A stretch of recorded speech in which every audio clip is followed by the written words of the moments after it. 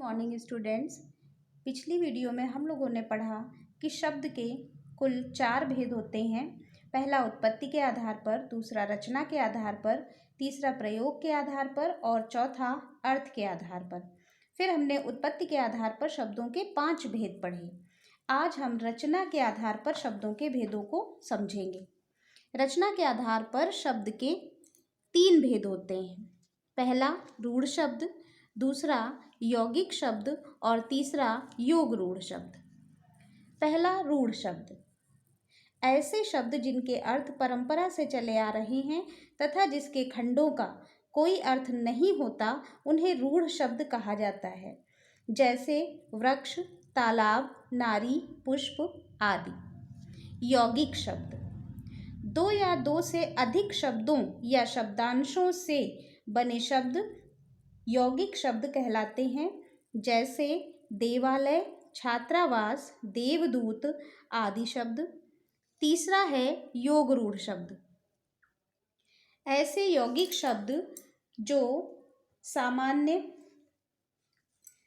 अर्थ प्रकट ना करके विशेष अर्थ प्रकट करते हैं, योग रूढ़ शब्द कहलाते हैं।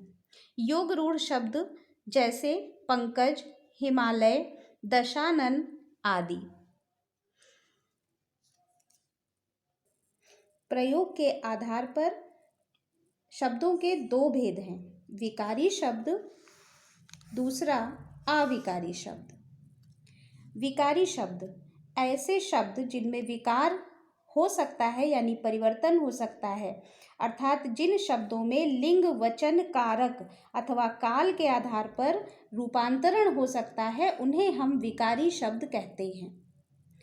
दूसरे शब्द अविकारी शब्द, ऐसे शब्द जिनका रूप नहीं बदलता, अर्थात रचना, काल, लिंग, वचन किसी भी आधार पर जिन शब्दों में हम कोई भी परिवर्तन नहीं कर सकते, ऐसे शब्दों को अविकारी शब्द कहा जाता है। जैसे अभी, उधर, पीछे, नीचे आदि शब्द। शब्द का चौथा भेद है अर्थ के आधार पर। अर्थ के आधार पर शब्दों को हम 2 भेदों में बांटते हैं, जिनमें पहला है सार्थक शब्द, दूसरा निरर्थक शब्द।